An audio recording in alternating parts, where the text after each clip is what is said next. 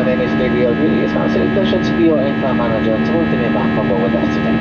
I'm joined by a fantastic team looking after your safety and well-being for the next hour and 15 minutes on our way to Stuttgart. With me today I have Maisie, Harriet and Amy. Special welcome to those of you returning from our executive club and those of you joining from our One World Alliance partners. As always, we are here for your safety and I recommend that you keep your seatbelts fastened whenever you are seated. However, they must stay securely fastened whenever the seatbelt signs are on, just as they're now. If you're on the flight, the captain switches on the seatbelt signs at any point. We do ask you to return to your seat immediately. Fasten your seatbelt securely and have it visible for the cabin crew.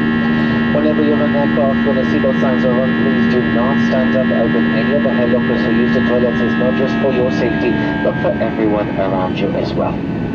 When you do open the overhead lockers, please take extra care. Items may have moved during takeoff. They could fall out, causing injury.